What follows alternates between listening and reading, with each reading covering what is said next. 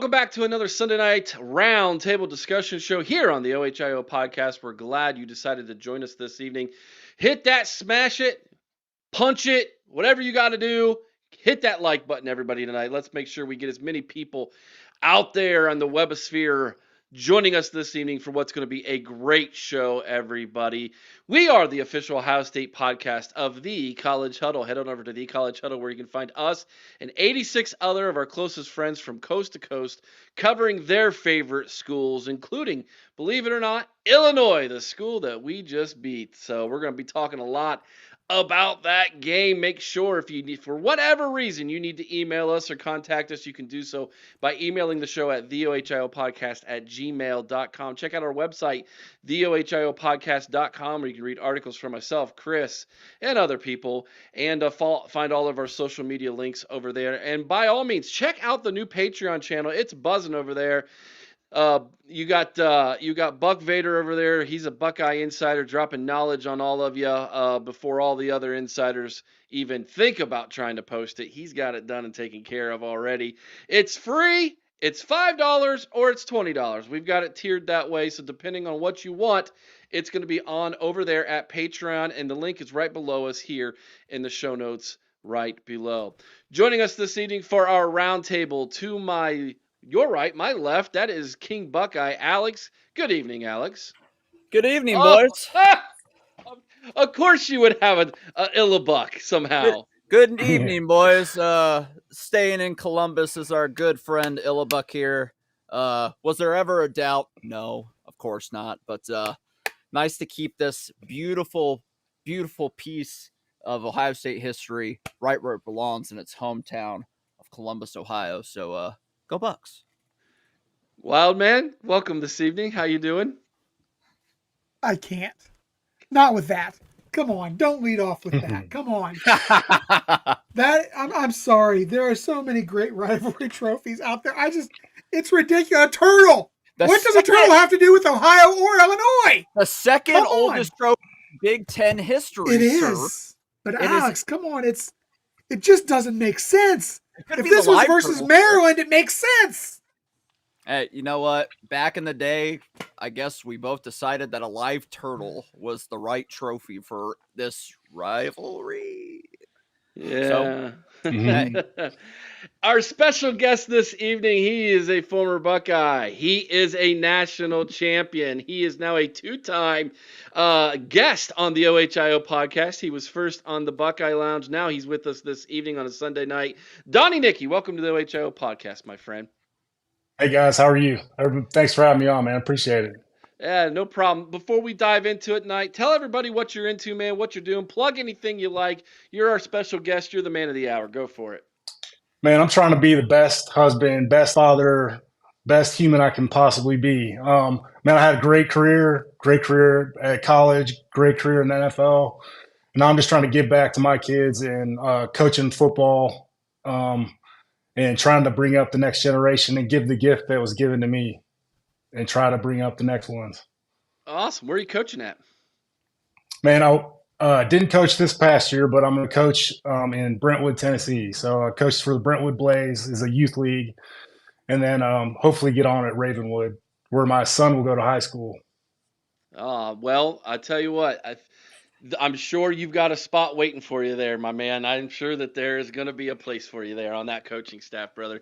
Sounds awesome to be able to coach your son, dude. That's awesome, dude. That's definitely something to be cherished, man.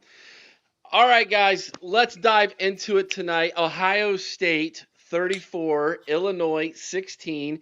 We knocked them out of the top 25, apparently, if you've seen the AP poll today. Ohio State still sitting at number 1. Let's talk about the game. Donnie, we're going to start with you. What's your overall thoughts of the game yesterday and where Ohio State sits now 6-0 on the season? Man, I mean, the Silver Bullets just keep flying. I mean, it's domination. They got 16 points. I mean, that was the most we've given up yet. But, I mean, I was just dominating performance by the defense, especially, man, I really like the defensive line, and then getting those turnovers. We got some points off those turnovers was good to see. But I mean, in a defensive perspective, If they score no points, you win the game. It doesn't matter how many points you score. If they don't score, all you need is a field goal and you're going to win. But it's good to see that how strong they're playing. And, man, it's just a dominating fashion at all three levels of play. We're just dominating every level. It's good to see. I'm proud of them. Yeah. Chris, your thoughts of yesterday's big win? The defense, man. The defense has to be where you focus. The defense set up everything. You look at the offensive stat line, and it doesn't look like much, but we scored 34 points. Why? Because the defense kept putting the offense in great field position. The defense is driving this team just like it drove a national championship last season.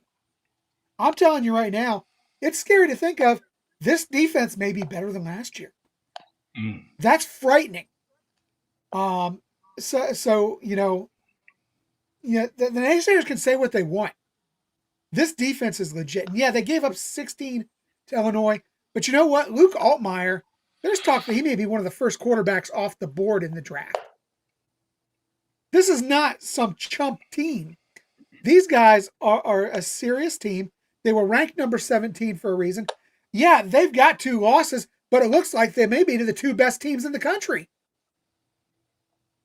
I mean, I don't have a problem. I think it's a bit of a sham when you've got Notre Dame in there, but in the top 25, but you've got an Illinois team that's taken 2 losses to the 2 best teams in the country, and you've booted them out.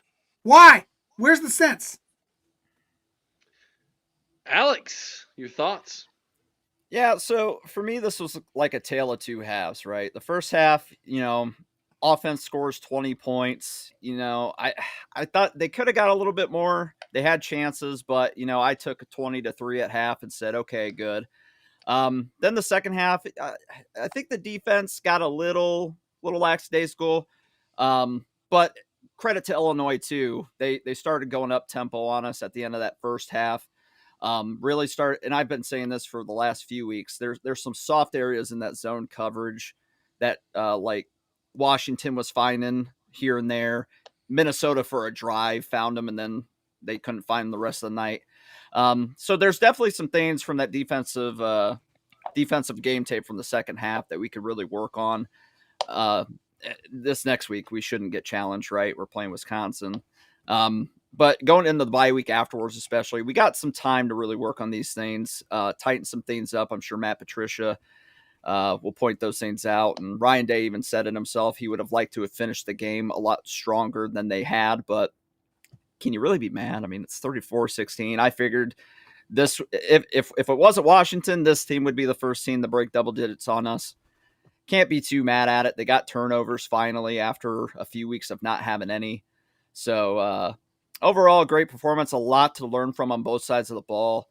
And hopefully offensively, we start to see a little more trust in Julian Sand, because I think they withheld some things back yesterday again, too, against Illinois. So, and special teams wise as well, by the way, anybody who wants to, donate for a punter, kicker in the future, please funnel the money in, because these punts of 30 some yards all game, that's gonna bite us one of these years, and hopefully not this year. So we got to figure that out. But other than that, great win. Go to Wisconsin against a struggling Badger team. Hopefully get out of there clean and injury free, and go into the bye week and really improve for the last stretch of the season, which it's already here. The last stretch of the season. Gosh, goes too quick. So I'm going to address what Andre said there, and because it goes in line with what I was going to speak with in this game. Going into the season, the majority of Buckeye fans, when looking at the schedule, had this game circled as this was going to be a tough one. And if you look at how college football has gone the last 3-4 weeks in a row here, and all of the upsets that have taken place, to come out of that thing with a 34-16 win feels like we blew them out just about. When you look at how college football, the chaos of it as a whole, right? Who would ever thought we would see the day where Indiana went into the number 2 or 3 team in the country at the time? Yep. And handle them, beat them, just straight up beat them in their house. We're there. Would we've ever seen the day that Penn State loses 3 straight games in a row and Franklin gets fired? We're there. So, like, there's been a ton of chaos in college football this year, and Ohio State just keeps ticking. They are a machine right now. So, shout out to the coaching staff, everything that's going on in the Woody Hayes, the preparation and the focus of this team, the hunger and desire of this defense to be elite at a level that we haven't seen since the days of Donnie Nickey. Okay, so like we're there, man. It is great to be a Buckeye. We need to enjoy this. We are riding this wave right now. That was a big win. I don't want.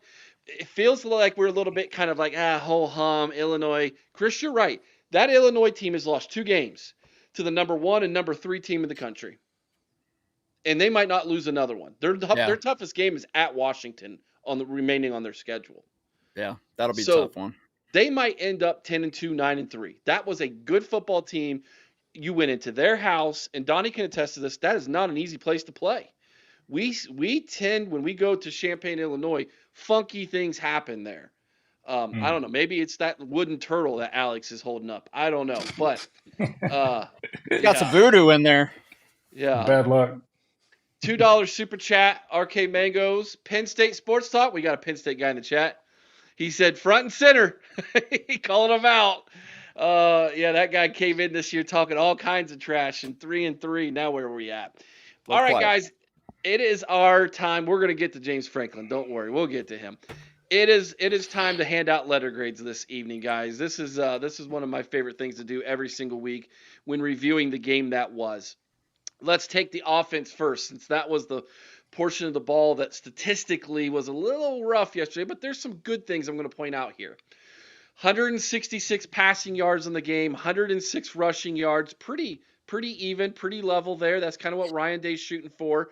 272 total. That was, I think, the lowest output on the season this year total. 4.3 yards per play, also the lowest. 17 first downs, not bad. 8 of 15 on third down. Very good again on third down, 8 of 15, and 1-1 on fourth down. We possessed the ball for 33 minutes and 11 seconds. Very good job there. And the best part of all, 0 turnovers on the day. And this was an Illinois team coming into this game that had turned their opponents over 10 times, 9 of which were fumbles and fumble recoveries. They are taught up, coached up on how to punch the football out. Good job on taking care of the football yesterday offensively. Donnie, we'll start with you. What is your letter grade for the Ohio State offense yesterday? Man, I mean, I got to give them a B. I mean, it's crazy to think that 0 turnover performance, but I mean, they didn't break 300 yards. I think it's a good grade. I think they did a good job distributing the ball. I mean, the defense obviously was the star of the game, but I mean, the offense was good. I mean, I give them a B. Chris? I'm going to go B+. And this is why I think that the offense could have put up more yards if they would have faced more field. The defense kind of held them back. I mean, our own defense held us back. Over 50% on third down, 100% conversion on fourth down. Julian actually had a game where he wasn't Mr. Perfect. He missed more than 5 passes in a game. I don't know how that happened. But, he's still leading, one of the leaders in the nation as far as completion percentage. I thought we were good. I thought we were balanced. We took what the defense gave us. I'm going to go B+. Alex, before you give your letter grade, RK Mango's another $2 super chat. Boy, he's really laying it on this poor Penn State fan right now. As you should, RK, as you should. PSU equals Pansy Sissy University, he says. All right, what's your letter grade there, Alex? So do you guys know who J-Book is on Twitter? Yeah. Yes. He said a tweet yesterday that is really so true. He said, Ohio State is so weird. They are so good that they are beating teams by double digits and covering the spreads, but when you watch them, there's so much more meat on the bone. 37 carries for 2.9 yard average is ugly. However, it's primarily Hartline calling inside runs into a wall on first and second downs. I don't understand using your dynamic pass to set up the run, or at least give the ball on the edges running. 30 carries up the gut for 2 a pop is not sustainable. That is the biggest weakness of this offense right now, is this run game. If they can find a way to get these running backs in space, like they did with Travion Henderson a lot last year, like they kind of did here and there with Quidshawn last year, this offense can be even more lethal. And also, we faced an Illinois team that before this game ranked 111th in the country in pass yards allowed. And it just seemed like we weren't trying to pass the ball that much to set up the run. It seemed like, again, a very conservative play calling day. And it could have been a lot better, like Donnie said. So I'm gonna give them a B because it worked enough to get you 34 points. But especially when we face the team up north in November, we know that the last however many 20-some games, I think, in a row, the team that wins the rushing battle wins that game. Not saying we can't win in other ways, we absolutely can. But if we can find a way to get the ball on the outside with our running backs and get big yards that way, which we're plenty capable of doing, we'll be unstoppable offensively. So I'm going to give them a B simply because there's more meat on that bone, and we got to go get it. Yeah, absolutely. There's definitely more meat on that bone. By the way, J Book, you just brought him up and read his tweet. He is going to be on the is it the Buckeye Lounge tomorrow or Tuesday? I think he's the guest. I think he's on the Buckeye Lounge. I think he's the guest on the Buckeye Lounge Tuesday. So ironic that you brought him up. I love that guy. I've never got to talk to him personally, but he's insanely knowledgeable. So, all right, let's move it over to the defensive side. They gave up 248 yards passing, as Chris mentioned, one of the better quarterbacks in the Big Ten. Only 47 yards rushing for a total of 295 yards. They held Illinois to 4.2 yards per play. 22 first downs by the Illini. That's the most they've given up defensively this year. But listen to this stat again. Third down, 4 of 14. And fourth down, Illinois was 3 of 5. They possessed the ball for 26 minutes and 49 seconds, and they caused 3 huge turnovers. Donnie, your defensive letter grade for the game. Man, it's a solid A. Anytime you can keep anybody under 50 yards rushing, you're going to win the game. And then that's a good offense. That's a good quarterback. And we did a good job, especially with having to shuffle some guys around. I think we did a really good job with the transition. And we did a good job of containing the pass. But I mean, job one is always to stop the run. If you want to win a game, you got to stop the run. We stopped the run. And then they go to the next thing is limit the big plays in the pass game. And then we did a great job on third down. We got off the field and we had great red zone defense. And that's championship football. Like the way we play defense, and we're gonna get a lot more turnovers too as the season gets going, because we're getting to a point where we're disguising so many coverages. They're gonna start throwing us a lot of easy balls and layups. So we're gonna be only get better from here. But it's an A, solid A. Tyler points out that we held them to only 1.7 yards per carry yesterday. That's sick. That's ridiculous. $5 super chat from Sean Schrock. J-Book will be on the Buckeye Lounge this Tuesday at 8 p.m. Shout out to Donnie Nickey for coming on tonight. Scum still sucks. Amen. All right, Chris, your defensive letter grade. Yeah, I got to go an A here as well. I mean, you talked about the turnovers, which was one of the big, I guess, if there was a criticism to be had, and I don't know how we criticize this defense, but if there was a criticism to be had, it was the turnovers. They started fixing that problem yesterday. Also got 4 sacks yesterday as well. And they made life very uncomfortable for Luke Altmaier. This team, I said it earlier, and I'm going to just reiterate it. This is a championship defense. This is a defense that is going to lead this team to another title. I can't say enough about them and what they did against a very good Illinois offense yesterday. Solid A. Alex? The first half, they were on trending to an A++ for me. I was like, this is beautiful. And then that second half happened where the up tempo really started shredding them a bit. I have to go an A as well because of that. I've been begging for turnovers for 2 weeks. I finally got them. The 4 sacks is great as well. I've been harping on it the last couple weeks. They keep teams are finding those soft areas in that zone coverage. If we could tighten that up, boy, I don't know how anybody's scoring on us at that point, because that is our biggest weakness right now. And apparently, when teams go up tempo against us, that could be a potential big weakness too, if teams are capable of that. So just a couple things that I'm sure Matt Patricia has looked at. I'm sure he was looking at the no turnovers for 2 weeks in a row too and said, okay, we got to figure out a way to get those and fix that. I have full trust in everything in Matt Patricia. I said it when we hired him, we upgraded. I got laughed at by Wolverine and Spartan fans alike. They said that we were in for an 8-4 season at best, and we're 2 wins away from, making that irrelevant. So, this defense is in amazing hands, and I have no doubt that they will get better as the season goes on. And that pass rush is starting to get a lot better too. That was a weakness at first, and it's starting to get a lot better. So we got all these quarterbacks in hell, and Altmaier yesterday, there was a lot of times he just looked absolutely lost and frustrated. I think the up tempo helped him a lot get settled in there in the second half, but lots to learn from. I'm excited to see where this goes with this defense. Another $2 super chat from Arcade. He's just being relentless to the poor Penn State Keep fella. it coming, man. He's just being relentless on the poor guy tonight.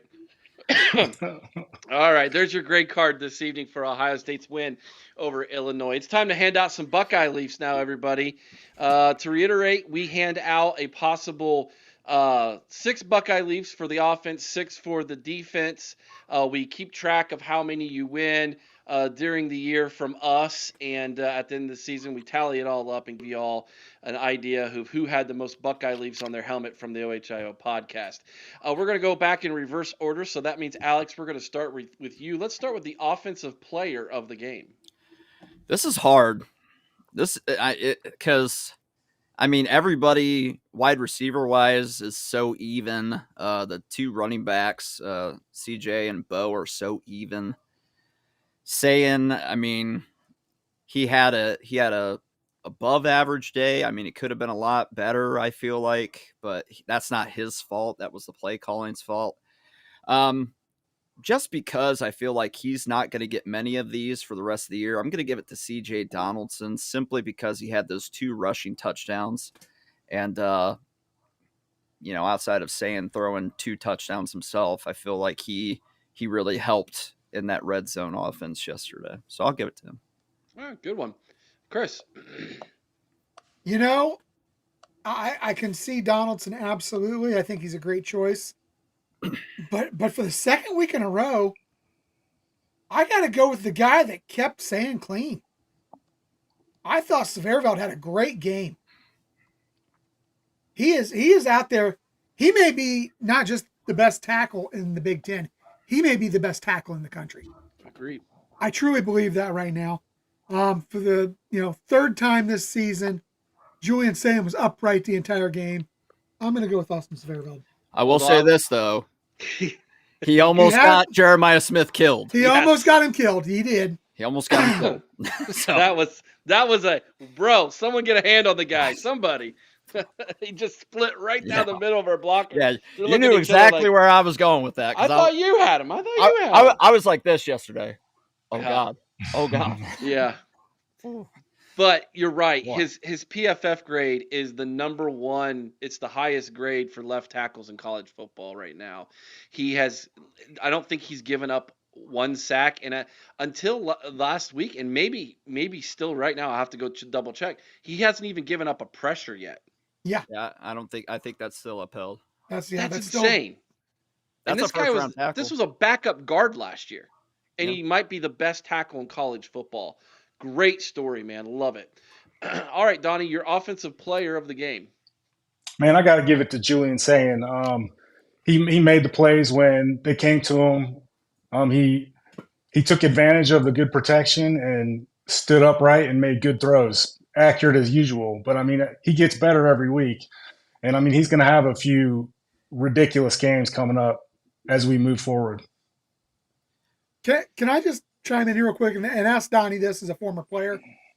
Is his poise as a first-year starter not amazing? Yeah, it's not normal. I mean, he's cool, calm, and collected. I mean, he's much more mature than I thought he would be, and very veteran attitude and poise to stay in there and stay in the pocket and take advantage of that good protection and really not flinch with all the pressure that's coming in. And he's not getting a whole lot, but he's standing there tall and throwing the ball well. All right, let's move it over to the defense. Alex, your defensive player of the game. Boy, this is tough too, because there's three guys that were just seemingly in on every play yesterday. I thought we were going to get our sixth game in a row with a 6 different leading tackler, but Sonny Styles for the second week in a row is that. But I'm going to give it to my boy, Arvell Reese. 8 solo tackles, 9 total tackles, a tackle for loss as well. He also had a sack and a half on the day. So my boy Arvell Reese gets the Buckeye leaf. I love that he's making me right for my preseason prediction on him. Thank you, Arvell. Yeah, I don't know how you go wrong with any player you pick here. I really don't. But just to be different, and I'll tell you, Arvell Reese was the guy I had originally coming in. But just to share the love a little, how about a little something to the field general out there, Caleb Downs? He was everywhere yesterday. 9 tackles, 7 solo, nearly cut a receiver in half. He was in on that play that got tipped up to Peyton Pierce for the interception. He was just everywhere. Give me Caleb Downs. Excellent. Donnie, your defensive player of the game yesterday. Well, I'm going to keep it in the DB room, but I'm going to go with Jermaine Matthews. I mean, to ask him to go from playing corner to playing nickel is like learning a whole new playbook, and then being productive and making plays is just added like just more for the joy, man. I mean, he did a great job. That's a hard thing to do, and he excelled at it. And I think, I mean, there's a lot of looks. There's a lot to that, to learn that nickel position, because it's not just covering and playing zone out there at the wide corner. When you're playing nickel, I mean, there's a lot more asked to you. You're in the run protection, so you've got run responsibility on every play that's coming away. So for him to fill and learn the blitzes and execute was impressive. Yeah, and because of that move, shout out to Devin Sanchez. True freshman Devin Sanchez got his first start at corner, and he played well. He played well yesterday. It wasn't perfect, but it's never going to be the first time you get your first start and you're 18 years old, going up against 21, 22-year-old men who've been in have their bodies developed and been, getting better every single year in college. So I thought to go hand in hand with Donnie's player of the game, that was a worthy shout out as well. Well, Eric, and with the if you got the rule there that the Vanderbilt quarterback wants, it might be a 27 or 28-year-old guy out there. Yeah, the new college football, right? It's like sometimes I just, used to see that with BYU a little bit, because they would go on their Mormon missionary trip for 2 years. And so they would come back and they would be, 21, 22, and playing, and to their 24. But man, my goodness, some of these ages of these guys. I mean, Donnie's out there. Donnie's closer to their age. It's like, come on, guys, you got any eligibility left, son? We throw you out there. All right, man. Let's go on to our offensive play of the game, Alex. Oof, this one's a little tough, but I'm going to give it to that Jeremiah Smith touchdown. I loved the concept of that play. You just make Illinois think you're going to run the ball right up the gut like usual or something like that, and then all of a sudden Jeremiah Smith just beats a dude one-on-one relatively easily for an over the head breadbasket touchdown there. he was hungry all day, and you could see it in his face. He's like, I need fed, and he got his touchdown, so he got his little scraps for that game. So I'll take that play. And that DB and him were going at it, jawing a lot in that game. That felt pretty good for him to just make one little move, and the guy slips and he catches it. And I'll say this: he'd set a turn around and getting in his face and getting a stupid penalty. He literally just kind of walked by him like, yeah, come on, man. you know who just did that to you. Yeah. Your offensive player of the game, Chris.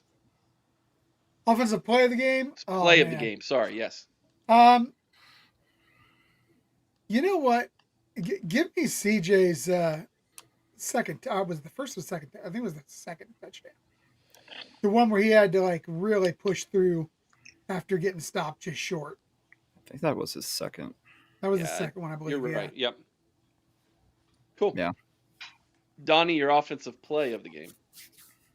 And I'm gonna go with Jeremiah Smith's touchdown too. I mean, and that DB got him good and sent him out of the game for a play, but man, he got revenge on him, dunked on him. Man, that's a grown man out there playing as a sophomore now. As a 19 years old. Is he 19 yet? I don't even know. Yeah, something like that. That's a grown man. I mean, that's the best player in the country. So we get him for one more year. He makes some great plays, man. He made another good one. Mm-hmm. And can I just give a shout out to all the tight ends, by the way? Man, how about Nate Roberts especially, man? That kid is a fullback. You know, he is back there cleaning house as a lead blocker on those goal line runs. Is he a redshirt freshman? He is a true freshman. True freshman. Yeah. Man. Yeah, he's a dude. Donnie, who on the team was a dude like Jeremiah, like just weight room, you know, a goddess body, you know? It's kind of like who's the dude? Man, we had quite a few. I mean, Brandon Joe was a fullback who was just looked like a bodybuilder. Yeah, he did. Well, I can tell you all about Brandon Joe because I had to play against Brandon Joe in high school. We were all scared to death of that kid. Yeah, it's like trying to tackle a tree stump. I mean, that guy his legs were as big as my torso. I mean, it was crazy. Well, man, we had some freaks, definitely. A guy back, I think the guy that had the strength record when I was there was Charlie Sanders. He was a running back, and man, he was thick too. He was built in the same mold as Brandon Joe. Man, there were so many guys that were just athletic freaks. I mean, the biggest freak I think was Andy Katzenmoyer. My first when I was a freshman, I went to the weight room. I went early because I was from Jonathan Alder, just Plain City, so I could just drive to practice, and I would drive to lift before my freshman year, and I would start lifting with the team. And Andy was military pressing 225 behind his head, and I've never seen anybody even close to that. That's ridiculous feat of strength, man, to be able to do that. And he was repping it out. It was crazy. What a dude! Yeah, shout out Mr. Bucknuts. Shout out Mr. Bucknuts. Cardinal Tate's catch on the sideline was really good yesterday too. Yeah, his footwork, everything he does is a pro catch. It's NFL catch. He gets 2 feet down somehow on everything. Yeah, he's polished. To think there was anybody questioning that he could be a first-round wide receiver ever, blows my mind. Indeed, 100%. All right, your defensive play or hit of the game, Alex. The defense play of the game for me is that Jermaine Matthews fumble strip that Caden Curry recovered. I've been waiting for that from somebody like him, and it happened, and it was beautiful and textbook for me. I loved every part about it. I need to see more of it. Put it on my plate. Let me eat it up. Please give me more of that. Chris.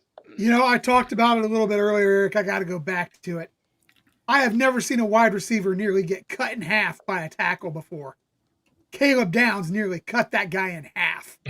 Yeah. He just hit him solid across the midsection and about put him in 2 pieces. Yeah, yes, he did. When we were on Patreon with the live watch, it was literally all of us. Ooh! Oh man, it was bad. It was bad. Donnie, your defensive player hit of the game. man, Caleb Downs cutting him down again, man. That was awesome, man. There's nothing. I'd rather see a big hit than a forced fumble or anything, man. There's nothing better than a big hit, man. Especially to get your team going, man. That was awesome, man. He cut him down. Did that hit remind you a lot of yourself when you were playing? Man, I don't know about that. Man, if I couldn't use my head, I couldn't do it, man. Like he's got a lot more skill than me. I mean, give yourself some credit. That was Donnie. nice. You did. You played amazing too in your days. So give yourself some credit. Coconut says, he's talking to Penn State. Man, you guys are being ruthless to the Penn State fan in the chat. Hey, show us your Buckeye tattoo. Oh, man, you guys are just all over It's not him too late right to now. change. Oh, my gosh. All right. Before we take our commercial break and we come back and we just open it up for questions for Donnie, let's talk about this. Let's start since Penn State Sports Talk is here and he's facing the music. Dude, by the way, shout out to you, man. You come in, you know it's going to be rough for you tonight, man. With all the trash you've been talking, you showed up like a man. You're taking it on the chin. I actually respect that from you. No. That being said, has he reached Burke's status? Yeah, I think so. I think he might have. He's got to call in though. We need to have him call in like Burks did. Let's start with Penn State, guys.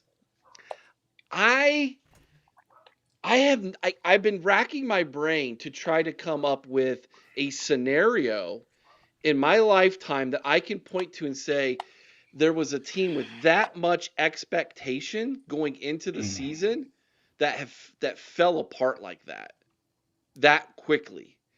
I can't come up with one. You have to give me a bit. We all know that Big Game James was a 10-2, every now and then 11-1 coach. Couldn't win the big games, but was always beating the teams that he should win against.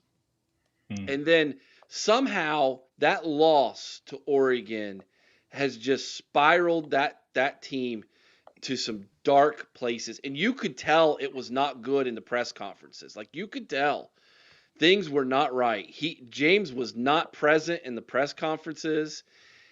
He wasn't answering questions like he normally does. Like, he has a routine to his press conferences. Most coaches do. He comes in, he sits down at his table, and he'll usually he'll go over some stats. Urban used to do this, right? Like, he would sit down with the stats and he would talk about who graded out as a champion and who didn't, things like that. And he kind of had the same thing. He came down, this was 2 weeks ago, after the loss to UCLA.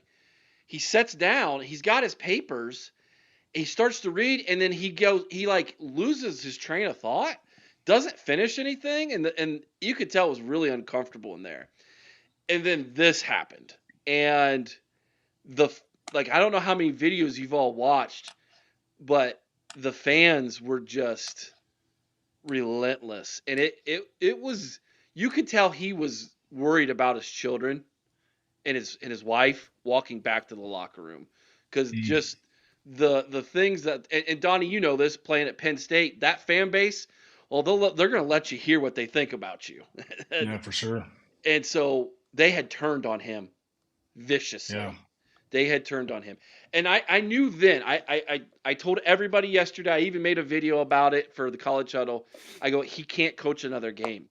He can't. They cannot let him do that for his own, well-being. They can't. It's done. And sure enough, that's the decision that was made today. I just want to get your guys' thoughts on it and maybe throw out a name or two that you think would actually work there. Now, we've heard names being thrown out. Kurt Signetti. We've heard Urban Meyer needs to go to Penn State. That's the big one that Penn State fans are throwing out there. Alex, you brought up a good one, too. The Nebraska coach. He's an alum. Matt Rule, he's an alum of Penn State. He's a Pennsylvania guy. Yep. Who do you think would work? But your overall thoughts, and then throw a name out if you like. We'll start with you, Donnie.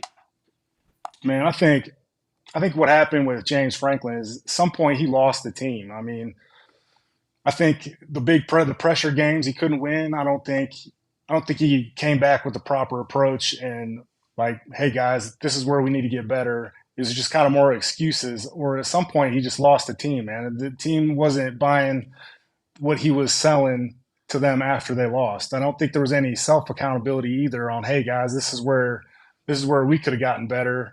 This is where we can both get better, or the players can get better. And man, he lost the team. It's kind of evident. I mean, the players weren't really having fun, and they don't make it.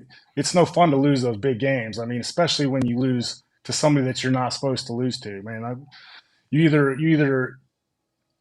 get better the next game, but to repeat that, and man, it's just unacceptable. I mean, it's unacceptable everywhere, especially when you're getting paid that much, and you got guys they're working their butts off every day and looking to you to lead the program. And if you're not in it, and at some point, I think he wasn't all in.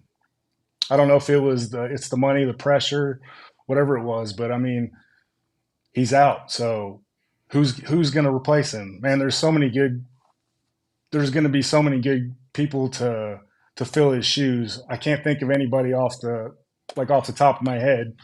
I think there's a good Clark Lee and Vanderbilt might do well there. I mean, he's done well. I'm in Nashville, so I see him operate. I like the way he runs his show.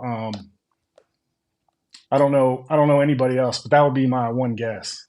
That would be interesting. A second Vanderbilt coach in a row for Penn State. Oh yeah. Shoot, yeah, that'd be nuts.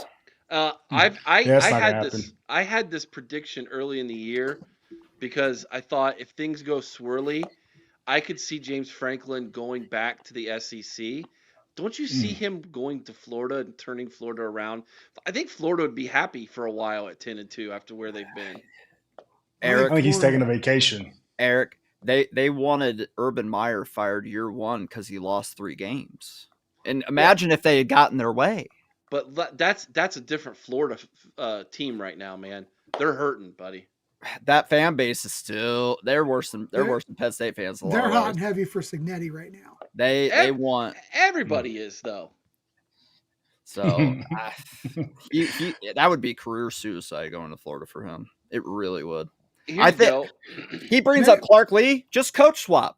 Bring Franklin back to Vandy. They love him there. They should build a statue of him there because he made him relevant for like the first time Sean, ever. don't even throw that out there. Here's Penn State Sports Talk. He says, here's our top 5. Kirby Smart, you're dreaming. Dan Lanning, you're dreaming. Brent Key, Lane Kiffin, I can see it. But I don't know that he'd want to leave the South. He's a Southern guy. Yeah, he's not leaving. Jeff Lebby. You know who another name is? I've got one too. Yeah. Alex Golish from South Florida. He is a Buckeye, bro. He graduated from the Ohio State University. I know, but that's a job you can't pass up. Here's the thing. Donnie just talked about the fact that, Franklin lost this room. He lost this team. This is a team that struggled in big games. This is a team that needs a stabilizing influence right now. They need somebody to come in and actually do what Franklin did when he first got there. They need a stabilizing influence. What about Matt Campbell? He's showing again at Iowa He's a guy that is a respected head coach. He's in a position where Iowa State is not a huge program. The program is a step forward. He's a stabilizing guy. He's a high character guy. He can bring consistency to the program. Is he going to be a national champion? I don't know. But I think he brings a strong stabilizing influence to the program. Here's a crazy world we would have lived in. I present this scenario to you before we move on. Fick. If Luke Fickell would have stayed at Cincinnati, he would have been the next Penn State head coach. I'm telling you. I'm promising you. That's what would have happened. All right. That wasn't the only game in the Big Ten that we need to talk about yesterday. We're not going to talk about Oregon and Indiana. That was great. Kudos to Indiana. But last night, USC dominated, and I with a capital D, bolded, underlined it. They dominated Scum last night. That offense was scary. That line, they absolutely destroyed them on the line of scrimmage, made them look dumb. Michigan got beat up, dude. They were beat up in that game. And which made it so great because Portnoy is out there talking about how Michigan's going to go out there and beat them Beach Boys because they're soft. They're West Coast soft, Eric. Yeah, West Coast, and they beat the living tar out of the Maize and Blue. Donnie, your thoughts on that game, man? Man, anytime Scum gets taken to the woodshed, man, I'm happy. And anytime Dave Portnoy has to eat some crow too, I mean, that makes me happy, man. I think it was just out physical, man. They got out physical, man. They got their butts kicked up and down the field. Chris? You know, I wasn't surprised by it. I actually picked that as one of my games of the week. I predicted that USC would beat them. I didn't know they were going to just dominate them like that. But again, I'm going to throw a question over to Donnie. Can you ever imagine a scenario where your team is down 21 points and you've got a grin on your face from ear to ear? Because that's what we saw from Underwood yesterday, was a grin on his face from ear to ear as his team's getting it handed to him. Yeah, man, that's strange behavior. Like, man, you don't want to have a grin unless you're come back from that 21 to nothing. I mean, if you come back from it, then okay, there was my grin. I was confident, but man, it didn't happen. So the grin makes you look dumb. It's almost like, I don't know, he made a bunch of money and he doesn't care. Yeah, that's part. I mean, he's 18 years old. I mean, he's gotten paid. He got paid more than I made my entire 8 years in the NFL. He's already gotten paid. So that's crazy. So, I mean, he might have some entitlement. They might have had a weird trip out to the West Coast. It's different flying for 4 hours. A lot can happen on the plane. LA is a funny town. I mean, it's just an off game. I mean, it was just the perfect storm, and it happened, and they were flat from the beginning. It was fun to watch them be that flat, but also kind of alarming to see any team kind of with the grin down 21-0 with the grin on your face on the sideline. Man, it's kind of weird. Yeah. Alex, your thoughts, man, on the game last night? Yeah, well, one Sharon Moore said that was only going to be a sellout game because Wolverine fans were coming. Well, I hope whatever Wolverine fans showed up to the Coliseum enjoyed their trip, enjoyed their stay, because that was exactly what I thought it was going to be. I heard all week from Wolverine fans that this was going to be an easy dub, that they were just going to dominate USC, and boy, I love a good Wolverine humble pie.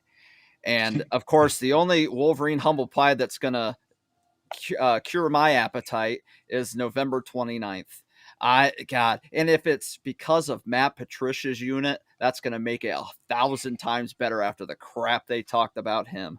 So any day the Wolverines lose is a great day. I love seeing Sharon Moore just look like a lost child in a mall looking for his parents when everything's going wrong.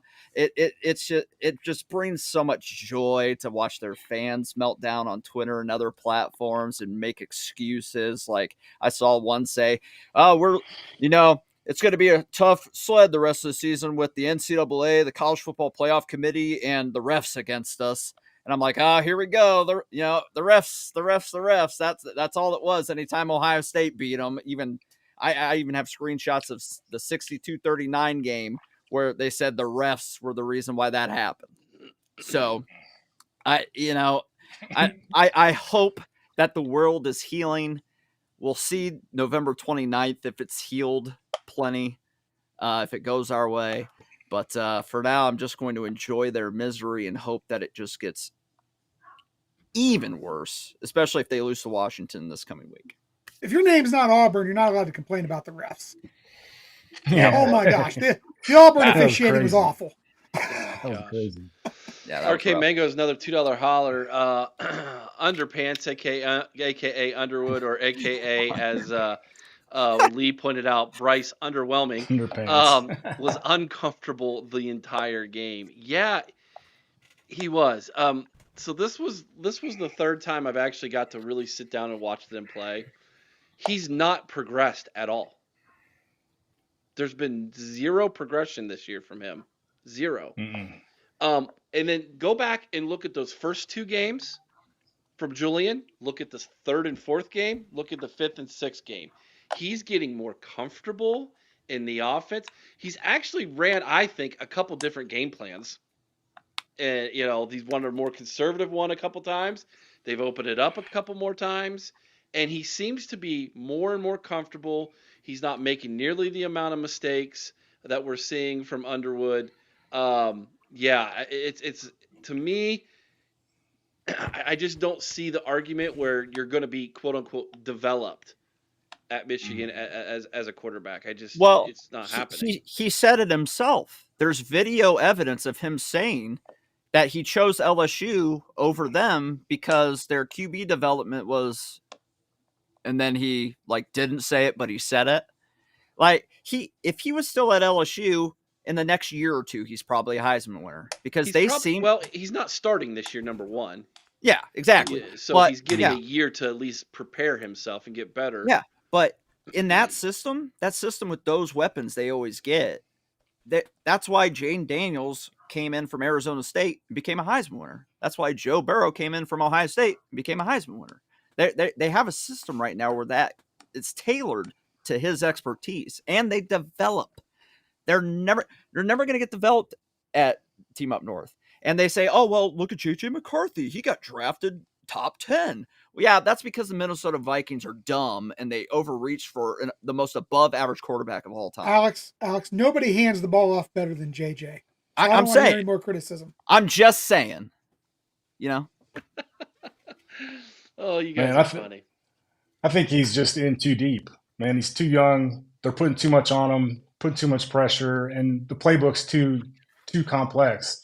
And I don't think he's getting the type of coaching that he needs to progress. I agree. Good point.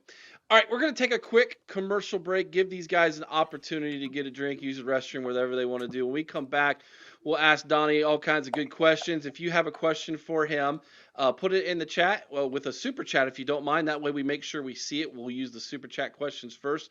We'll allow Chris and Alex to ask some questions as well. We'll be back in just 2 minutes. Right on. Hey, Buckeye Nation. The OHIO podcast is thrilled to partner with Export Mouthguards, the innovators redefining protection in contact sports. Introducing the Ninja Pro Mouthguard, the strongest and most advanced mouthguard on the market. Engineered by dental experts, it's designed to deliver elite protection with a sleek, low-profile fit. Made with carbon fiber and multi-layer construction, it's impact tested to keep you safe from even the hardest hits. But that's not all. The Ninja Pro is 3D printed for 100% custom fit, offering unbeatable comfort and security for any athlete. From football to MMA, dominate your game with confidence while safeguarding your teeth and jaw. Getting started is easy. Use our home impression kit to create your custom fit and enjoy prepaid shipping. It's protection delivered right to your door. Plus, with a 1-year warranty and 100% satisfaction guarantee, and proudly made in the USA, the Ninja Pro is your ultimate defense on the field or in the ring. And here's the best part. When you visit exportguards.com, use promo code OHIO at checkout to get 20% off your purchase. That's right, 20% off elite protection made just for you. Protect your game, protect your future. Choose Export Ninja Pro Mouthguards, where innovation meets protection. Head to exportguards.com and use promo code OHIO today. All right, guys, this is my opportunity to do my own little pitch here for all of you guys. Please consider going over to Patreon and checking out our Patreon page. We had, in the first week, we ended up with 50 members over at Patreon, which is fantastic. And the majority of which, over half, were paying members. And this is really great for us in building this community for 2 reasons. Number one, Patreon helps you build your platform financially much better than YouTube ever does. And so Being able to tap into that and to build that community is awesome. And they provide you with more tools to help with that. Message boards, blogs, videos, you name it. It's there. And so we're able to offer more value for that membership.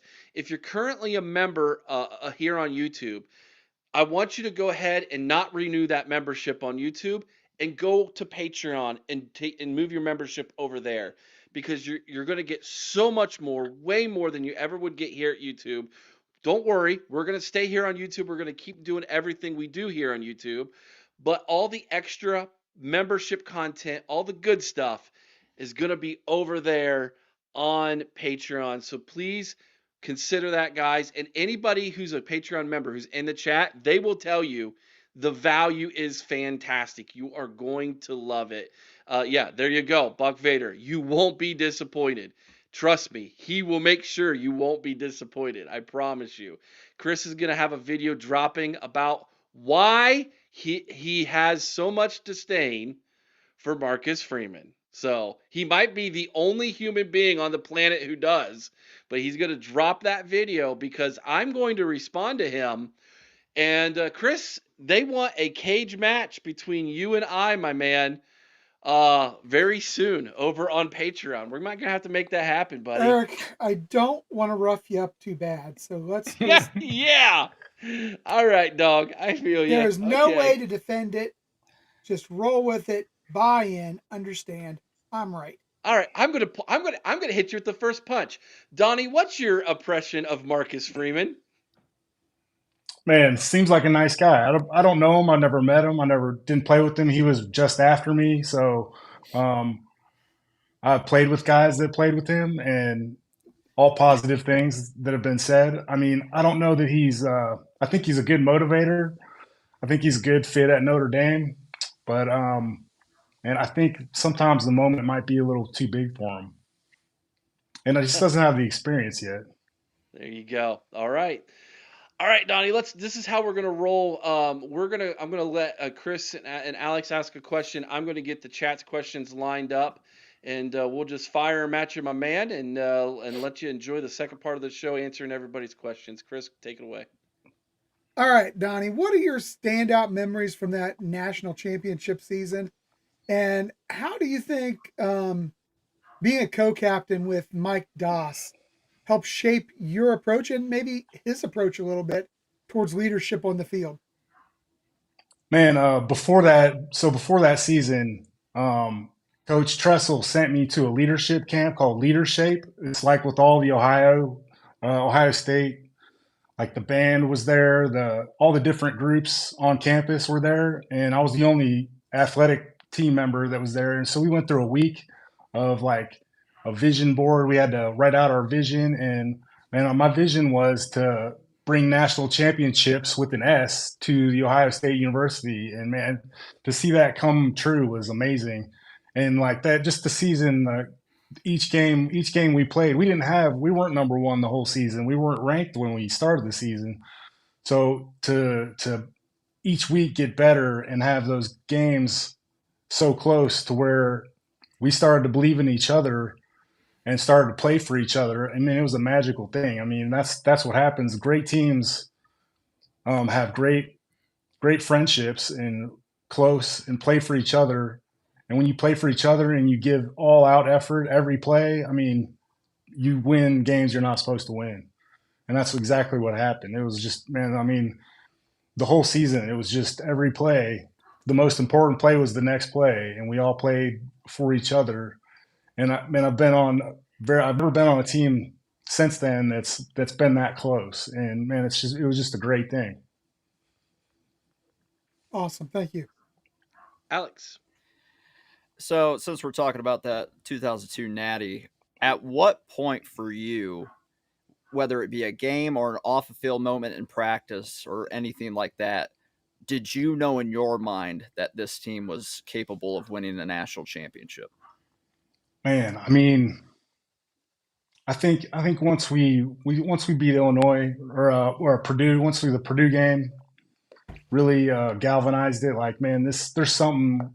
We all started to believe in something greater than ourselves. It was amazing thing. And I think we really came together after that game. But I mean, even from the get go, Coach Tressel set such a good environment of getting to know each other, and it was less X's and O's and more Jimmys and Joes. It was getting to know each other on a very personal level, um, and just getting to know each other and care for each other and getting close. And man, it just translated into wins and translated into belief. And when you believe you can do something, you're going to do it. Amen. So, Andre, he asked the question early on, and I'm going to ask it now. And he said, Eric, you got to ask him about your favorite play. My all-time favorite play is Holy Buckeye. Tim Anderson was on the Buckeye Lounge. They asked him where he was or what he thought during that play, and his response might be the greatest response of all time, because it was, Craig Krenzel, you dumb son of a, we scored!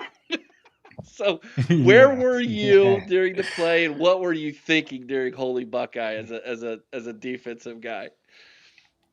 Man, I didn't take a breath for like 5 minutes. I mean, I was just like, man, I was so like claustrophobic. It was crazy. And I was like, all right, we're just gonna run the ball, get the first down, and then oh shit, here we go, throwing the ball.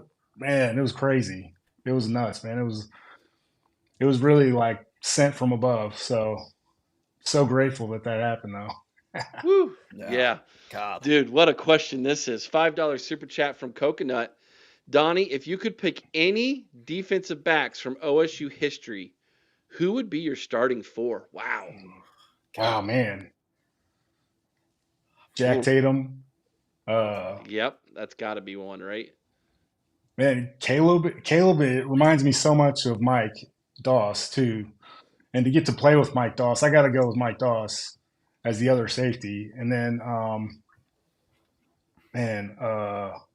Antoine Winfield and Nate Clements. That's a whew. Played with three of the four. Yeah, you can't argue with that. Yeah. You can't argue with Honestly. that. Wow. Chris, go for it, buddy. All right. So, can you recall a moment at Ohio State that was like maybe the biggest challenge in your career and how you had to overcome it? Man, I think getting to Ohio State, coming from Jonathan Alder High School in Plain City, just getting there and realizing that, man, I didn't lift weight. We didn't have a real weight program or really run a complex defense, and just overcoming the challenge of, all right, I'm here now. I want to start. What do I got to do to get in the game? And really so I redshirted my freshman year, and man, I put on like 25 pounds of muscle.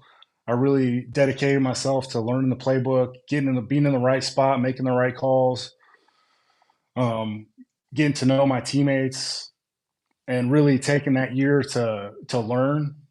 And then once spring hit, man, I made some plays in practice and really asserted myself on the field, to know that I know what I'm talking about. And so I made all the right calls, and I helped all my teammates, and I got in the right spot. And really, my best ability was availability. So I made myself available. I made sure I knew everything. I practiced as hard as I possibly could every day. And I got to start that following year. So that was in 1999. So we were number one in 1998 while I redshirted. We were number one the entire season. And then we lost to Michigan State, Nick Saban. We should have won the national championship that year. That was we were loaded. Our whole team was loaded. But so going through that, and then seeing, having the disappointment of that, and then starting and then going 6-6. So my freshman year, Steve Belisari was in my class too. He got to play on special teams, but to see him play on special teams on his redshirt year, what would be his redshirt year, it was his freshman year. So he was the starting quarterback, and I was the starting free safety, or I was the starting strong safety. Gary Berry was the starting free safety. Percy King was also the guy. He was the the guy that I beat out. And man, I struggled. So it was hard to go 6-6 and to be the new guy in that defense, and really to kind of face the Columbus, Ohio State media and really like recover from that after that season. So I got benched for Mike Doss. Mike Doss was a freshman, so they sat me for the last 2 games of the year, and Mike went in instead of really just saying, "Oh, well, here I'm going to transfer. I got to go." Man, I doubled down on my work and really tried to better myself and make all the plays I could and really do all the effort things. Give 100% effort every play. Do all the weight room things. Learn the playbook even more. And I ended up starting the next 3 years with Mike too. So I mean, just to be able to do that and overcome that being benched, really get my spot, earning my spot, losing my spot, and then get my spot again, and then to be able to finish it off with a national championship is really like one of those storybook things. Nice. And hey, respect the shout out to the pioneers of Jonathan Alder. I actually just had a cousin who graduated from there this past summer. Played football and baseball down there. So yeah, man, we were 6-0, and we just lost to London though, our rivals. So, but I went to school with the London coach, Kyle Cutler, so I can't be too mad at him. Alex, your question, buddy. I think I speak for everybody, Donnie, when I say thank you for staying at Ohio State, because you were a big part of that defense, and especially in 2002. You bring up when you started at Ohio State, and obviously you started with John Cooper as your coach, ended with Jim Tressel. What was that transition like for you between the two coaches, and what was different about those two coaches, the way they prepared you guys and how they went about their business with the team? Man, the transition for me, I was a little bit hurt that Coach Cooper. I felt bad for Coach Cooper. He was my guy. He recruited me. His staff was a really good staff.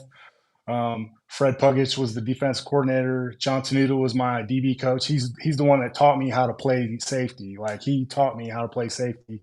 And then the transition. So I was a little bit wary of Coach Tressel, just kind of cautious, and waited for him to kind of set his infrastructure and see where he was going to lead us. And from day one, it was less about scheme and X's and O's and more about getting to know each other and really believing in a power greater than ourselves and getting that spiritual base, which was completely different from Coach Cooper. Coach Cooper was we didn't really talk about the spiritual things being important, where Coach Tressel was very important. It was kind of the cornerstone of his coaching philosophy, and had great assistants, though. Quickly gained the respect of Mark D'Antonio and Mel Tucker. Mel Tucker wasn't much older than me at that time. I think he might have been 27 or 26, and I was 20, 21, 22 at the time. But man, earned their respect, realized that we're going to run the same attack defense. Coach D'Antonio and Coach Puggich ran the same NFL style blitz defense, which I loved. And it was a process. And I think through that first season, we really bought in to that. The whole team kind of bought in. Going into my senior year, and I was really excited. I was honored. Like, it's the biggest honor of my life is to be a captain at Ohio State. To be voted captain by your teammates is one of the greatest honors you can have. And man, I did not take it lightly. Coach Tressel also did not take it lightly. So I think he stressed the leadership. Coach Cooper did too, but I think it was a little more so. Coach Tressel was more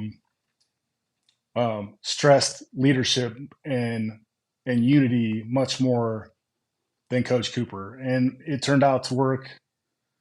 It's a great formula, and when you play for each other and you give 100% effort, and you make the right calls, and good things happen. And I think we started a good thing. I think we laid down that vision pretty well in 2002, and the boys have carried it on for the last 25 years. I love me a good Jim Tressel story. I love it. Oh, It's a shame that anybody ever drug him through the coals, like the media and all that stuff. The only thing that man was ever guilty of was caring about his players too much. And he's to this day, every former player I've ever talked to at an autograph signing or wherever else, they said, Coach Tressel, that man, he'll love you for life and he'll be there for you for life. Love that guy. Yeah, Love Coach he's Tressel. amazing. He's an amazing human. Amazing Yep. human. More than just a football coach. I mean, Yep.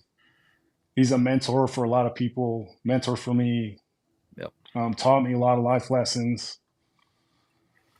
And man, I can't be more grateful. I mean, he made my life better through teaching me football and how to be a better man. I got to read this comment for you. Bobby Mack says, Donnie, I met you and Doss the summer prior to COVID at a golf outing. And I want to say you were both amazing with my group of volunteers. I brought, while we were all fanboying. His group of volunteers he brought. Okay. Oh, the group of volunteers that he brought and him were all fanboying. So he's just a shout out from Bobby Mack to you, man. That's pretty cool. I appreciate that, Bobby. Yeah, that's awesome.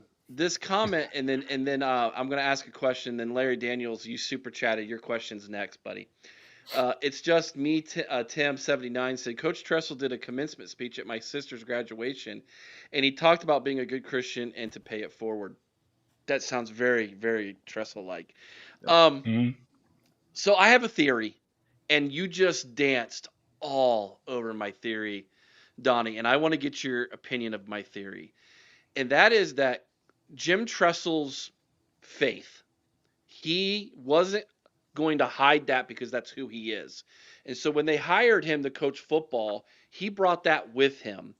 And I think it has become such a large part of the culture that is at Ohio State today, that when we lost last November and it looked like everything had fallen apart, it was that belief in a higher power that drew those young men together around Ryan Day, that catapulted them into the playoffs to win a national championship. It was that culture, and that culture, such a big part of that culture is indeed the faith that these players have.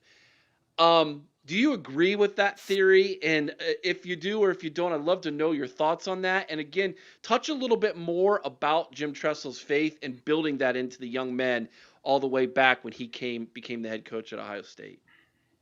Man, I think you're absolutely right. I mean, he laid the foundation for so many of us to believe in something greater than ourselves. It didn't really have to be Jesus, or he didn't really care what the denomination was, as long as it wasn't you. And I think in today's day and age, a lot of people think they're special or think they might be a God, if not the God. And you get in trouble when you start doing that. You play for yourself. You don't play for your teammates. You're a very selfish person, and man, it's self-serving, especially in today's day and age with social media, NIL, everything is me, me, me. Look at me. And Coach Tressel has laid that foundation for a spiritual belief of, man, how can you serve? How are you going to be a servant? You're here to serve your teammates. And what does that look like? And when you start to do that, man, you win games that you're not supposed to win because of that. You end up playing harder. It's a greater purpose. Man, it just changed everything. Once the team decided to believe in each other and believe in a higher power and believe in God, whatever it is that you want to use as that higher power. And man, it's amazing. Yeah, thank you for sharing with that. Real quick, my buddy Carl Hugler, I got to read his comments because he's my man, my best friend. What a blessing to have you, Donnie, on the OHIO podcast. Longtime OSU fan and former trainer. So proud of you, Donnie. Great to see you. I'll never forget that 2002 national championship game. I was blessed to meet Coach Tucker on the staff when I was there. Donnie, God bless you and your family. Awesome. Thank you. Thanks, Carl. All Means a right, lot, man. Yeah. here is a super chat question from our one of our Patreon supporters, Larry Daniels. Welcome, Donnie. What was the biggest transition you had to make from Ohio State to the NFL? And the biggest transition was, man, everybody. I remember. So I got drafted in the 5th round. I was happy to be drafted. I was so ecstatic. Got drafted by the Tennessee Titans in the 5th round, and man, I got to practice for rookie OTAs, and it was all the rookies were there, and I was like, man, everybody's really good. But then the vets came, and man, Neil O'Donnell was the backup quarterback. Steve McNair was the starter. Neil O'Donnell was the backup, and he was, I don't know how old he was at the time, maybe 39, 40 years old, and he had gray hair. I was like, man, these are grown men out here. This is crazy. Like, to see somebody with gray hair putting their helmet on, I was like, man, these are grown men feeding their families, and everybody can run. Like, so these are the best football players in the world. The NFL are the best 1,200 or 1,500, whatever it is, 2,000 football players on the planet, and that's it. And everybody's fast, everybody's big, everybody's strong. So how do you make yourself different? How do you stand out? And I think it was how I stuck around for 8 years was my best ability was availability. I made sure I was the backup holder on field goal team. I was the backup punter. I almost punted in one game. They made Rob Baronis, our kicker, got to punt, but our punter got hurt. But it was just anything I could do. I just wanted to be there on the team. I started on special teams. I was a special teams captain for 2 years, but my first 2 years, the transition was like playing 20 games is a whole lot different than playing 12 games. It's a whole different thing, and it's a different it's definitely a different structure. It is typically more about yourself, and man, you're getting paid. So you're getting paid all this money, and it's all based on performance. So it's either you produce or you don't get, or you're fired. So I never felt like I was comfortable. I could have been fired any day. I got cut in my second year going. So my rookie year, I made the team. We lost to the playoff. We lost to the Patriots in the playoffs. And then going into my second year, in training camp, the kicker got hurt again. Craig Kentrick pulled his back, and man, I got cut because I was the 53rd man on the roster. But man, that was the best thing that ever happened to me because man, I had a bug in my butt from getting cut, and I hit everything walking. And Chuck Cecil, the DB coach, said, "Man, whatever that bug is that crawled up your butt, leave it there." And man, I just never took another practice for granted. I hit everybody in practice. I practiced as hard as I could every day. And just the transition of talent was the biggest thing that I had to overcome. And really, man, so many examples of, and then so many examples of guys that work hard and get rewarded. Like you just you get what you put in. It really is the best game ever. I have one more super chat question here that I want to ask, and then Chris and Alex, you get the next questions. As long as we got time, Donnie, I just want to make sure we're not keeping you from anything this evening. Yeah, no, we're good. All right. RK Mangos, what was the toughest game, playing Michigan or Miami in 2002? All right, toughest game. The tougher game was Miami. Okay, were they the better team? Miami. Were they? They were the better Michigan? team. Yeah, they were way better than Michigan. More pressure. The pressure game was Michigan. once we beat Michigan, the pressure was off. We weren't supposed to win. We weren't supposed to win against Miami. So we could play the underdog, and we could. I mean, it was just, hey, let's go punch these guys in the mouth and see what they got. Like, they're talking all this mess. They're not giving us any chance to win this game. Nobody in the country thinks we're going to win this game. So let's go punch them in the mouth, kick them straight in the teeth on the first play, and do it every time, and let's see what happens. Had So parties I think set up the already. tougher game was then. Had parties Yeah, set up yeah, already. yeah. Had parties set up, Couldn't and believe they'd already won the game. Yep. So it was like it was easy to play that underdog and really have that chip on your shoulder and go in there and just give it a shot, man. Be as physical as we possibly could and take them down. Another sorry guys, another quick $2 super chat from Bobby Mack. Did you ever have to go head to head with Eddie? I'm guessing this is a Titans game. No, Eddie. So yeah, Eddie was on the Titans my rookie year in 2003. That was his last year. So I got to play on the same team as my high school hero, Eddie George, and get to know him. And man, that was a starstruck moment. But if I'd have hit him, they'd have cut me. So I never got to hit him head to head. But they said I wasn't allowed to touch McNair or Eddie George. Those are the only two. Fair. That makes sense. Chris, go for it, buddy. Okay, so looking back at your career, the game's different now. Obviously, the college game's a lot different than when you played. Is there advice you would give to today's Buckeyes about making the most of their time at Ohio State and preparing for life after football? Man, yes, it's to build your spiritual foundation. And football is something that you do, and it's the greatest thing you might do, but it's not who you are. Like, football isn't going to define you in the end, but it'll define a big part of you. And you got to have that spiritual base to fall back on when you retire. And football will end. It's 100% chance that every football player will retire before they're 45, say. Tom Brady's the outlier. And very few people get to play. I mean, like I said, the 2,000 guys that get to play in the NFL, that's it. That's all there are for that year. So the majority of guys are going to be done in college, and enjoy every snap. Like, give 100% effort. Treat every snap like it's your last, because football is the only game where you have a finite amount of snaps, and then one day you're done and you never play again. You never play again.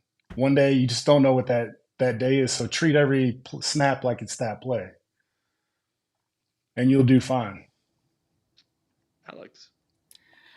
I'm a guy who loves to hear players' funniest memories from their careers, and if you can't think of anything funniest, give us your best memory from your playing days at Ohio State. Man, I got some funny ones, but I don't know that I could really. I don't know if I can share it with you. But here's a good memory: is before the 2002 national championship game. Dustin Fox and I kind of took him under my wing, and we had a special relationship. And before the game, we both wrote down on a piece of paper, 2 sheets of paper. We wrote down 2002 national championships, and I gave him mine, and he gave me his. And then after the game, man, it was amazing to have that little piece of paper in my wallet that I still got, man. It's awesome. Yeah. All right, back. I got a couple more here from the super chats that are from the question. I started them earlier from when we were in the first part of the show. This one is from Mimi, Tampa Dave through Mimi. So Dave is someone who calls into our call-in show all the time, and his wife typed these out for him to ask you. So, what was that 2002 season like, Donnie? What were the expectations going into the season for you guys? When did you all know you could beat Miami? And I think the expectation we went to 2 Outback Bowls, 2000 and 2001. We were back-to-back Outback Bowls. So the expectation was to win the Big Ten. I think once we got to training camp and the freshman class showed up, Maurice and that really good group of freshmen and Chris Campbell and all those guys showed up. And then Mike coming back. Mike had a chance to go to the NFL early, but he came back for his senior year. So I think once we got into training camp and started banging and really working together, we saw we had something special in training camp. And then as we went through the season, I mean, there were close games. It was defensive minded, so our defense the pressure was on us to make sure the score was low enough that our offense could kind of catch up. And Maurice provided a spark. Maurice Hall, Chris Campbell, the young guys coming in. And I mean, we competed at practice every day, but like halfway through the season, man, we really kind of looked at each other and made a commitment to give it our all and really focus on what needed to be done. And I mean, it worked, and it lasted us through. And then once we beat Michigan, I mean, it was waiting to see. We knew we were going to play Miami, so that bowl practice really were. I mean, we all focused, we all pushed all our chips in, and really decided to prepare as best we could and committed to each other to really play for each other and play like it's the last time we're ever going to play football. And I mean, it worked. So crazy. Oh, I saw what you did there, Chris. Playing in the chat like that with the people's emotions that are Penn State fans, and Notre Dame fans. Let's go back to some questions from earlier here. This one is from, where's Buck Vaders? Here it is. Don, and I think this is a great question, actually, because the game has changed in the last 20 years. Donnie, would you be a linebacker in today's game? For sure. There's no way I would be a free safety in today's game. I would be a linebacker. I'm 6'3". I weighed about 215, 220 pounds when I played at Ohio State, and I had to eat every drop to keep that weight on. But yeah, I would definitely be a linebacker in today's game, and I probably should have been a linebacker anyway. But I always prided myself in being faster than the linebackers. So being a slower DB was better than a fast linebacker, I guess. I don't know. Just more pride. This next question goes right in line with that. It's just me, Tim, 79. What was your favorite food at Ohio State's facility while trying to gain weight? Man, prime rib and crab legs. Man, prime rib and crab legs at the training table on Thursdays. They don't serve that in the dining hall, man. Fancy. No, it's not in the dining hall. It's at the hotel across the street, the Fawcett Center. Fawcett, Yep. Yeah. That sounds amazing. Now I'm hungry. Yeah. Hey, they can't say you guys don't get fed there at Ohio State, huh? Oh man, the prime rib. It's world class. Ohio State is world class. Everything, food, preach it, facilities, practice gear, like everything. When I got drafted to the Titans was a downgrade. You hear that, recruits? We had 2 uniforms. We had a practice uniform and a game uniform at Ohio State. Get to the Titans, you got 1. You practice in it and you play in it.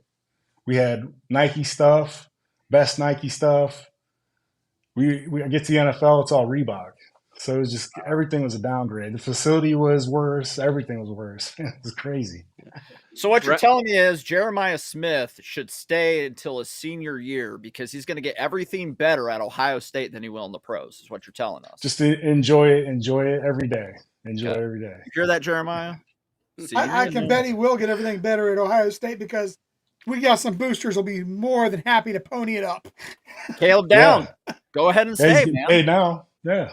We might be going for a 3-peat after this year. You might want to just stay and say screw the NFL for another year. And make some history. Make some real history. Yeah. Real history, yeah. Bradley, great comment here, man. 2 best Ohio State plays I've ever seen. 4th and 1, Krenzel, holy Buckeye, goes deep to Michael. And then when Maurice ripped the ball out of Taylor's hands in the national championship game, he says, "Screw Miami then and now, go Bucks." Yeah. Yeah, man. they still crying. What was going through your mind on that play when Maurice did that, Donnie? I was like, man, it gave us new life, man. It was like, all right, let's win this game. And then then we lost the game, and then they threw the flag, and I was like, here we go again. We got another chance. Like God was looking down on us that day. Like pass interference, yes. Was that not pass interference? Absolutely, awesome. Every day.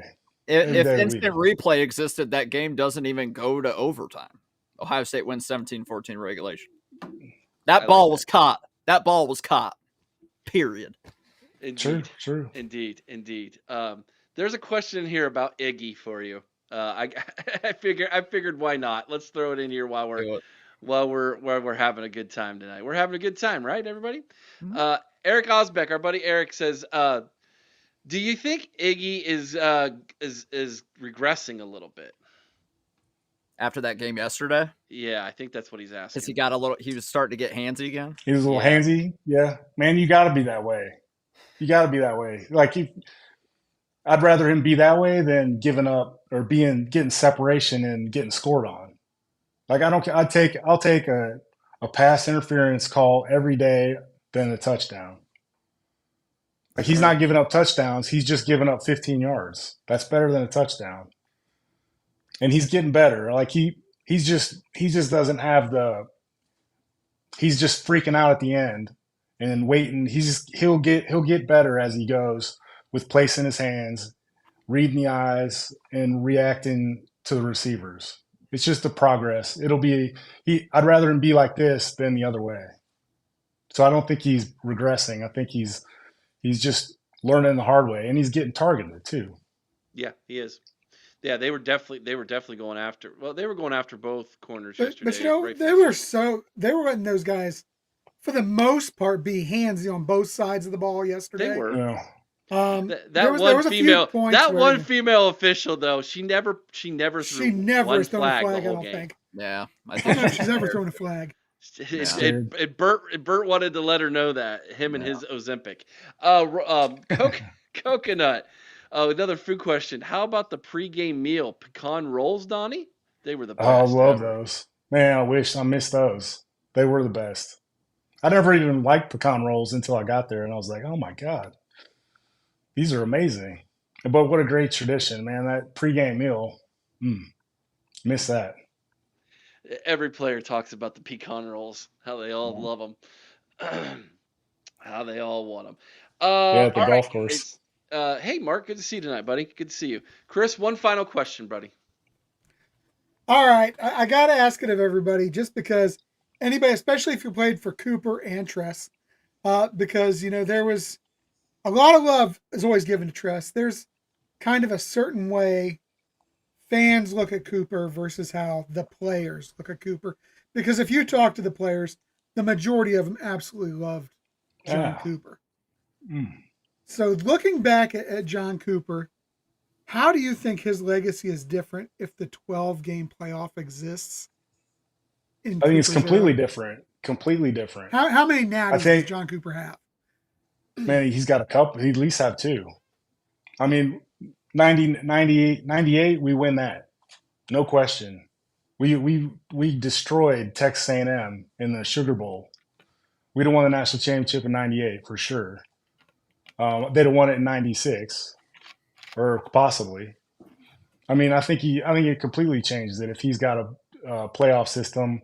Man, Coach Cooper, gave me a chance. He recruited me. So, I'll always be loyal to Coach Cooper and love him for that. And he taught me a lot of great lessons. I was going to play baseball. I asked Coach Cooper to play baseball, and I went to his office, and because I played baseball in high school, and I went to his office and said, "Hey, Coach Cooper, I want to play baseball. Can I play baseball in the spring?" And he said, "Not if you want to play football in the fall." And I was like, okay, shut it down. It's like, man, just shut me down. But again, he was real with me. He's like, you got a lot of work to do. You need to focus, and this is what you need to do to get to see the field. And So, he was honest with me. Yeah. So, and just a secondary question here, real quick one. You talked about the pecan rolls, better baked goods. The pregame breakfast, or Der Dutchman back in Plain City, man. Der Dutchman, man. Yeah, you can't go wrong with Der Dutchman. Man, those long johns at Der Dutchman are undefeated. Undefeated. We have a Notre Dame fan who might also be a Titans fan here, possibly. I don't know this story, so I'm going to ask. I remember when Donnie punched an official accidentally with the Titans and got ejected. All right, look, give us this. This sounds hilarious. Man, so this was on kickoff. Man, it was on kickoff. I was on kickoff, and I can't remember the guy's name, but he was from Bowling Green. He's a lineman for San Diego, and man, he just tackled me and mauled me. He just laid on me and was like calling my mother names. And man, I was like, I'm gonna swing at this guy. So as soon as he let me up, man, I swung and he ducked his head, and the ref was right there. The ref was right there, and I ended up hitting the ref. And the ref looked at me like, "Oh my God, what did you just do?" I was like, "Why are you right here? Like, why are you right there?" And man, I swung and missed, and it was like a cartoon. And I got thrown out, man. That was an expensive punch too. It was like $12,000 fine. Oh man! All right, so after you get thrown out, do you are you in the locker room watching the game? Yeah. I go shower and just shower and watch the rest of the game. Get on the plane and go home. Oh, With my head down, head tucked. We lost the game too. We could never beat Phillip Rivers and the San Diego Chargers. Man, it was crazy. He's pretty good. Alex, your final question, buddy. I think the last time, at least that I saw you, was at an autograph signing for the 2022 Notre Dame game. You guys were back for the 20th anniversary of the national title team. But if you were to go to Columbus today and talk to this team, I know there's a lot of players on there that are national champions in their own right, obviously. Mm-hmm.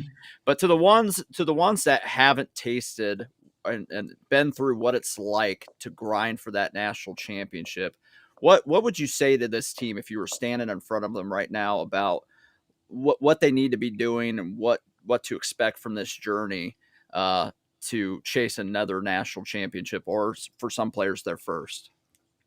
And that's the expectation. So don't take a snap for granted.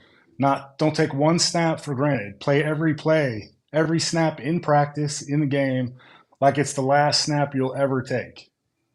And do it for each other, because your teammate is doing the same thing for his team. You're all doing it for each other. And you're doing this to have a better life. By playing football, doing it for each other, doing it the right way, man, giving the glory to God that deserves it, but enjoying the process and taking every snap serious and get better every snap, and everything will happen. All right, your dreams will come true. I need us to cut this up and send it to the team, and we'll play it alongside that Jim Tressel clip where he tells the team, "I thank God every day He gave me the chance to be a Buckeye." Yeah, I love that. Absolutely. That is one of the greatest quotes of all time. Mr. Bucknuts wants to know, how was Eddie as a teammate? Man, he was awesome. Man, he was great teammate. Man, he'd call me Ohio State. "Hey, what's up, O State?" And I'd be like, "Hey, Mr. George." Man, that was like the only starstruck moment I've ever had. But man, getting to know him, and he had a restaurant in the hotel, the Hilton Hotel downtown Nashville. So to be able to hang out with him and get to know him and like actually be on the same team and see how he operated, what a great leader he was, like really inspired me to get better and develop my leadership skills too, to become a captain eventually. Ooh, You got to take that one. I'm reneging now because this is a good one. This has got to be the one to close the show on right there. I got the final question. I got one, but this is from Ohio State 92. Donnie, how do you think Ohio State gets over the struggle with TTUN this year? Man, you win. You play for each other. Play every play like it's your last play. Like, cause man, it's life and death. That game is life and death.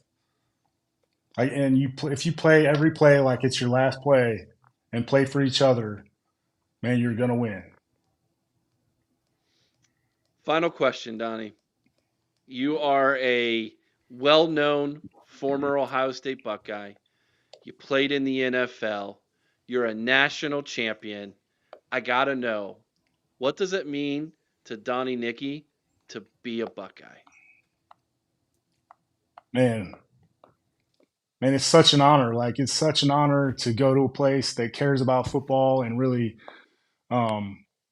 embraces what football is about, and to be taught like the greatness of football, and that football is something great that you do, but it's not who you are. And the goal and really the purpose of football is to become a better life, or to have a better life through becoming a better man, the best man that you can be, the man that God wants you to be.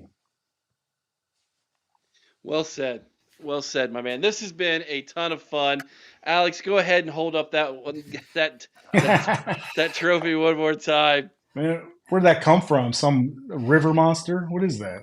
No, I'd have to look up the website again. I've had it for a few years, but there's a website that literally makes full size replica, and ornaments for your Christmas tree of all the Big Ten rivalry trophies. And of course, we only have one somehow. And, Team Up North has like 80, but I had to splurge. I love it. I like it. It's Alex. Awesome. It's awesome. Don't let Chris make fun of you. Hey, you know what? I got a Heisman Trophy too. I got all this stuff. So that's cool, man. Be proud of it, Chris. Be proud of it. Illabuck, baby. Again, we only get to play them like once every 7 to 8 years. Yeah. It seems like in the Big Ten. Although that's going to change. Well, with 47 teams in the conference, what do you want, Eric? Yeah, I mean that's going to happen too. I think, unfortunately, the Big Tens is what we ought to call it. The Big Tens. It's going to be the 4 Big Ten conference where there's 410 teams, 410 divisions, or whatever. It's coming, guys. Anyways, this has been a ton of fun, Donnie. Thank you so much for taking the time to join us tonight. Again, if there's anything you would like to plug, any businesses that you're going or are a part of, or anything you're going to be a part of, feel free to share with everybody. Is there anything like that you would like to talk about? Man, just plugging love and brotherly love, man. Everybody love each other. Do your best. Trust God. Help others. Beautiful. I love it, man. This has been an honor to have you with us, my friend. Don't forget, everybody, tomorrow night, 8 o'clock is the call-in show. Tuesday night is the Buckeye Lounge with TG and Sean. Wednesday night is our game preview for Wisconsin. And then back Thursday night for TG and Mika from the Buckeye ladies. And it's going to be a fun week. We'll have videos in the morning for everybody as well. So don't forget that. And head on over to Patreon. We got some new people signed up, it looks like. Head on over to Patreon. Be a part of our community over there. Hang out in the chat all day long if you want, man. If you got nothing going on, people are literally over there in the message boards and chat, talking it up, rumors, talking about games. It's fantastic. You all are going to love it, all right? Thank you so much, everybody. Be kind to one another. I owe someone's OH. Sing Carmen, Ohio with all your heart. Till next time, you all know what to do. OH! I-O! I-O! Go Bucks! Go Bucks. Thanks, guys.